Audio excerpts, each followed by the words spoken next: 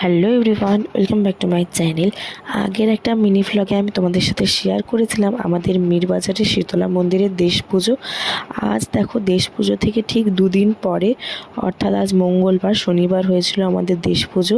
আমাদের মীরবাজারের মা বেরিয়ে পড়েছে নগর পরিক্রমা করতে। আমাদের এখানে প্রচলিত কথা আছে যে মীরবাজারের মা হচ্ছে মেজো মা এবং বড়বাজারের মা হচ্ছে বড় মা।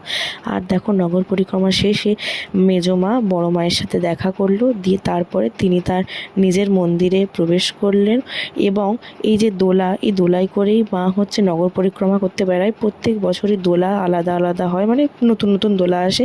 আর দেখো মীরবাজারের মায়ের সাথে এখানে কাঁতকালীর মাও বেরিয়েছিল। কাঁতকালীর মা এখন চলে গেল কাঁতকালীতে, আর মীরবাজারের মা মন্দিরে চলে এসেছে।